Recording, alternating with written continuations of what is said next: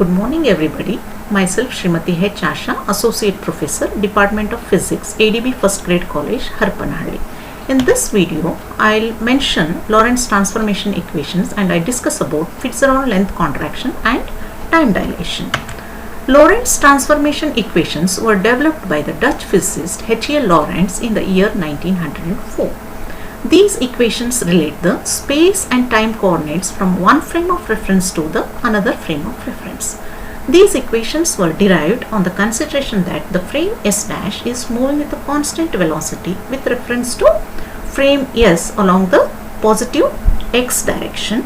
Here are the Lorentz transformation equations: x coordinate, y coordinate, z coordinate as well as time coordinate. These equations are called as the inverse Lorentz transformation equations. These equations I am going to use in my further derivation. Now I discuss about Fitzgerald length contraction. So in this we are going to measure the length of this rod with reference to the frame S. So for that let us consider frame S dash is moving with a constant velocity with reference to frame S along the positive x direction. Let AB be the rod which is at rest with reference to frame S dash. Let us consider x1 dash and x2 dash be the coordinates of the ends of the rod at any instant of time. Then length of this rod can be written as L0 is equal to x2 dash minus x1 dash.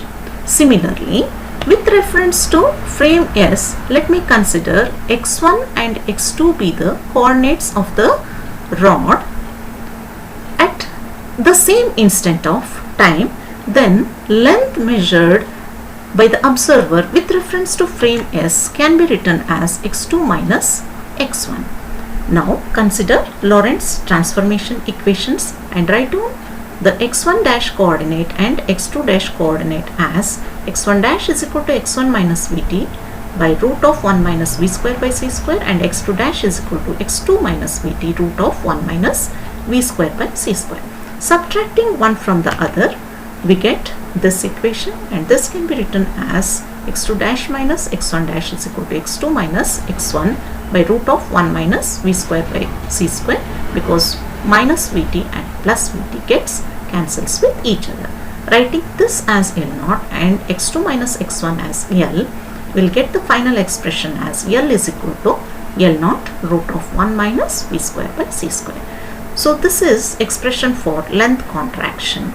So from this equation it is clear that L is less than L0. That means if we measure the length of the rod from the frame S, it appears to be contracted by a factor root of 1 minus v square by c square along the direction of motion. That means we have considered the direction of motion as x direction.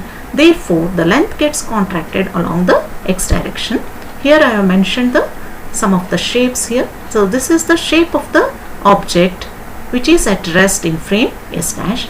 If the frame S dash is moving or the object itself is in motion, then for the observer in a frame S it appears like this, and it is contracted along the x direction but not along the y direction and the z direction. Similarly, I have mentioned another object that is circular shape, and it appears, if it is in motion, it appears an oval shape. So this is all about the length contraction. Now I'll discuss about time dilation. Again the explanation is as in the case of previous one. Consider frame S dash which is moving with a constant velocity with reference to frame S along the positive x direction. Now consider a gun which is at rest in the frame S dash. The coordinates of this gun are x dash, y dash and z dash.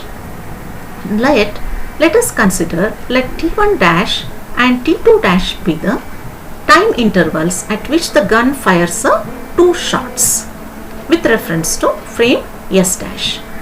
Then the time interval between two shots is given as t0 is equal to t2 dash minus t1 dash. Similarly, with reference to frame S, the time interval can be written as t2 minus t1.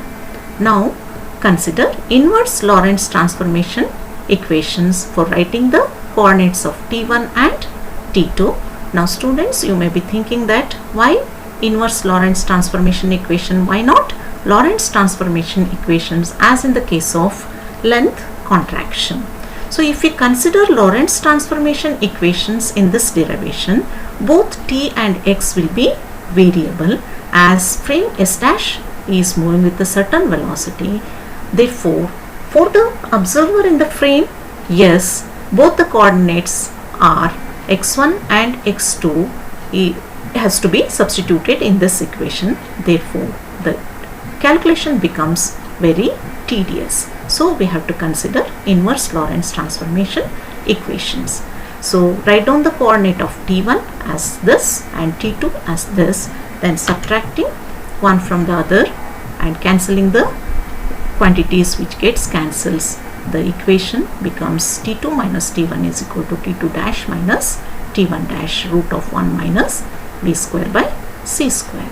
Writing this as t and this as t naught, we will get the final expression as t is equal to t naught by root of 1 minus v square by c square.